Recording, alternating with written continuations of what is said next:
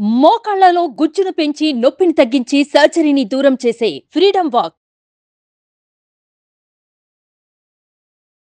నమస్కారం. సుమన్ టీవీకి స్వాగతం. సుబ్రహ్మణ్య షష్ఠి ప్రాధాన్యత ఏంటి?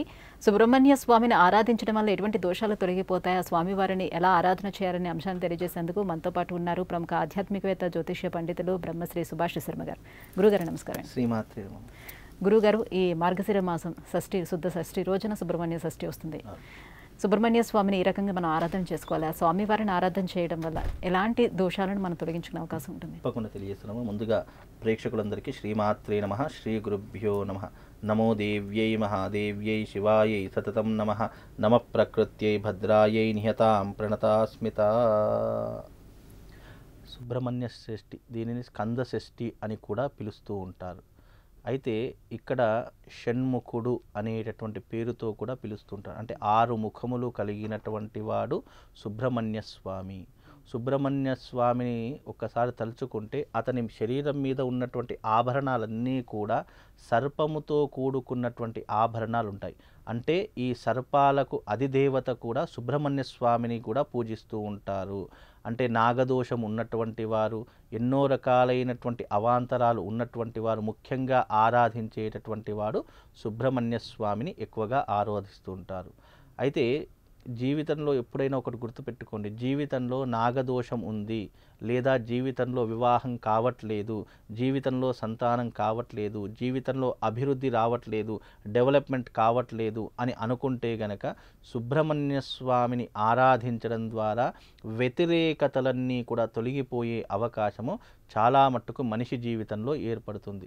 సుబ్రహ్మణ్య స్వామిని దేవతలను కొలిచే విధానాలు సనాతన ధర్మంలో చాలా విధానాలు చెప్పారు. కానీ అన్ని విధానాలు అందరూ అలవర్చుకోలేరు. కాబట్టి సులువైనటువంటి విధానము, సులువైనటువంటి మార్గము, సుబ్రహ్మణ్య స్వామిని ఆరాధించేటటువంటి మార్గాలు ఎన్నో రకాలుగా సనాతన ధర్మం మనకి ఏర్పరిచింది. అయితే దీనిని కొంతమంది వ్రతరూపకంగా ఆరాధిస్తూ ఉంటారు. దీనిని సుబ్రహ్మణ్య షష్ఠిని వ్రతరూపకంగా ఆరాధిస్తారు. ఆ రోజున స్వామివారికి అభిషేక రూపకంగా ఆరాధిస్తారు. కొంతమంది నియమపూర్వకంగా ఆ రోజున ఎవరికైతే వివాహం కాలేదో ప్రత్యేకంగా మంగళవారం రోజున సుబ్రహ్మణ్య స్వామిని ఆరాధించడం అనేటటువంటిది ఒక అనాదిగా మనం పెట్టుకున్నటువంటి ఆచారం. అయితే ఈసారి 2023లో మార్గశిర మాసంలో మనకు 18వ తారీఖు రోజు సోమవారం రోజున రావడం జరుగుతుంది. అంటే ధనుర్మాసం ప్రారంభమైనటువంటి తెల్లవారి నుండే మనకు సుబ్రహ్మణ్య షష్ఠి అనేటటువంటిది ప్రారంభమవుతుంది. అయితే ఈ సుబ్రహ్మణ్య షష్ఠి నాడు ప్రతి ఒక్కరూ కూడా అసలు ఎవరు ఆచరించాలి అనేటటువంటి ముందుగా చెప్తాను. ఎవరికైతే జీవితంలో అప్పుల బాధలు, అనారోగ్య సమస్యలు ఉన్నాయో, ఎవరికైతే జీవితంలో సరైనటువంటి సమయానికి పెళ్ళి కాలేదు, లేదా ఇప్పటికీ పెళ్ళి కాని వారు ఎవరైనా ఉన్నటువంటి వారు, లేదు అంటే జీవితంలో పెళ్ళి చాలా రోజులైపోయింది, సంతాన భాగ్యం లేదు అనేటటువంటి వారు, జీవితంలో అభివృద్ధి లేనటువంటి వారు, డెవలప్మెంట్ లేనటువంటి వారు, జీవితంలో ఎంత కష్టపడ్డా కూడా నేను వృద్ధిలోకి రాలేకపోతున్నాను అని డిప్రెషన్లో ఉన్నటువంటి వారు, ఇలా ఉన్నటువంటి ప్రతి ఒక్కరూ కూడా ఈ షష్ఠి నాడు ఆరాధించవలసింది ఏమిటి అంటే గనక సుబ్రహ్మణ్య స్వామి దేవాలయం ఎక్కడైతే దగ్గరలో ఉంటుందో అక్కడికి వెళ్ళి ప్రత్యేకంగా స్వామివారికి అభిషేకాది క్రతువులు గనక ఆరాధించిన, లేదు అంటే ఆ రోజున వీలైతే ఎవరి ఇంట్లోనైనా వాళ్ళు యజ్ఞయాగాదులు నిర్వహించిన, దాని యొక్క ప్రభావం వల్ల జీవితంలో వచ్చేటటువంటి వ్యతిరేకతలన్నీ కూడా తొలగిపోయేటటువంటి అవకాశము ఈ సుబ్రహ్మణ్య షష్ఠికి చాలా తప్పకుండా కలుగుతుంది. ఇది చాలా మట్టుకు ఈ విధానాన్ని కేరళ కానీ, కర్ణాటక కానీ ఆ ప్రదేశాలలో ఎక్కువగా ఆరాధిస్తూ ఉంటారు. తమిళనాడు ప్రాంతాలలో కానీ ఈ సుబ్రహ్మణ్య షష్ఠిని చాలా అంగరంగ వైభవంగా ఆరాధిస్తూ ఉంటారు. చాలా చక్కగా ఘనంగా నిర్వహించుకుంటారు. కనుక ఇలాంటి విషయాలలో ఏ వ్యతిరేకతలు ఉన్నా సుబ్రహ్మణ్య స్వామిని ఆ రోజున అభిషేకించింది. లేదు మాకు అభిషేకం చేసే టైం లేదండి, మాకు పరిస్థితి లేదండి, మేము ఇంట్లోనే కూర్చుని ఏదైనా పూజ చేసుకోవాలి అంటే గనక సుబ్రహ్మణ్య స్వామికి సంబంధించినటువంటి అష్టోత్తరములు ఉంటాయి. 108 రకాల పేర్లు ఉంటాయి. అవి నువ్వు చదువుకున్నట్టయితే సుబ్రహ్మణ్య స్వామిని ఆరాధించినటువంటి ఒక గొప్పనైనటువంటి పుణ్యం నీ జీవితంలో కలుగుతుంది. కనుక ఈ విధమైనటువంటి అలవాటు నువ్వు ఏర్పరచుకుంటే ఆ రోజున స్వామివారి యొక్క అనుగ్రహము తప్పకుండా నీ జీవితం మీద కనబడుతుందమ్మా. ఇక్కడ ఏంటంటే మనకి చాలా గుడుల్లో జంట నాగులు రావి చెట్టు కింద పెడుతూ ఉంటారు, దాన్నే సుబ్రహ్మణ్య స్వామి అని కూడా ఆరాధన చేస్తూ ఉంటారు. అది తప్పు. అది కరెక్ట్ అయినటువంటి పద్ధతి. జంట నాగులు ఉన్నటువంటివి ఏమిటి అంటే దాన్ని సంతాన నాగేంద్రులు అని అంటారు. ఇక్కడ సుబ్రహ్మణ్య స్వామి కేవలం నాగేంద్రులు ఆభరణాలుగా ధరించాడు తప్ప ఇక్కడ ప్రత్యేకంగా నాగుపాము రూపంలో ఉన్నటువంటి ప్రతిదీ కూడా సుబ్రహ్మణ్య స్వామి అని మనం అపోహ పడకూడదు. ఇక్కడ నాగరాజులు ఏవైతే ఉన్నాయో, మనం ఏవైతే జంట నాగుల్ని పూజిస్తున్నామో ఈ నాగులన్నీ కూడా ఆ జాతికి సంబంధించినటువంటివి. దాని సంతాన నాగేంద్రులు అని పిలవడం జరుగుతుంది.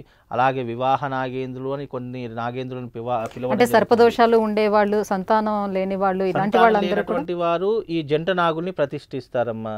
వివాహం కానటువంటి వారు ఈ నాగుల ప్రతిష్ఠ అనేటటువంటి చేస్తుంటారు. దీంట్లో ఎన్నో రకాలైనటువంటి క్రియలు ఉన్నాయి. నాగ ప్రతిష్ఠ చేయడం ఒక పద్ధతి, ఆశ్లేష బలి చేయడం ఒక పద్ధతి, సర్పశాంతి చేయడము ఒక పద్ధతి. ఇలా ఎన్నో రకాలైనటువంటి పద్ధతులతో కూడుకున్నటువంటిదే ఈ యొక్క నాగదోషము అన్నదానికి పేరు.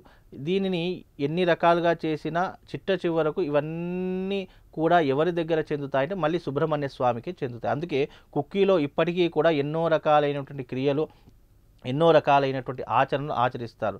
కాబట్టి ఇవి కొన్ని పుణ్యక్షేత్రాలలో ఏంటి అంటే అవి ఇప్పుడు కాదు, కొన్ని వందల ఏళ్ల నుంచి ఆచరిస్తున్నటువంటి విధానాలు. అక్కడ ఆచరించడం ద్వారా కొంతమంది 1,00,000 మంది ఆచరిస్తే అందులో దాదాపు ఒక 99,000 మందికైనా కోరికలు నెరవేరుతూ ఉన్నాయి అని విశ్వసిస్తున్నారు. కాబట్టి ఇప్పటికీ కూడా చాలామంది సుబ్రహ్మణ్య షష్ఠిని ఆరాధిస్తున్నారు. సుబ్రహ్మణ్య షష్ఠి నాడు ఎవరికైనా నాగదోషం ఉన్నా, కాలసర్ప దోషం ఉన్నా, ఎవరికైనా ఏదైనా ఇబ్బందులు ఉన్నా ఆ రోజున ఈ సుబ్రహ్మణ్య షష్ఠి రోజు కాలసర్పదోష పరిహారాలు చేయించుకోవాలి. చేయించుకుంటే తప్పకుండా ఆ రోజున ఆ దోషము తొలగిపోయి వాళ్ళ జీవితంలో వ్యతిరేకతలు అనేటటువంటివి బయటపడేటటువంటి అవకాశం చాలా మట్టుకు కనిపిస్తుందమ్మా. ఈ రకంగా చేసుకోవచ్చు. అభిషేకం చేసుకోవచ్చు, అర్చన చేసుకోవచ్చు, ఇంట్లో ఉండి అష్టోత్తరం చదువుకోవచ్చు. ఏది ఏమైనప్పటికీ సుబ్రహ్మణ్య స్వామి షష్ఠి రోజు కాబట్టి ఆ రోజున స్వామిని ధ్యానం చేసుకున్నా, మనసులో మననం చేసుకున్నా, ఆ స్వామివారి యొక్క రూపం ఒక్కసారి మనసులో తలుచుకున్నా ఎన్నో రకాలైనటువంటి జన్మల పుణ్యం కలుగుతుంది. పర్టికులర్గా ధర్మం నువ్వు ఇదే రకంగా చెయ్యమని చెప్పలేదు.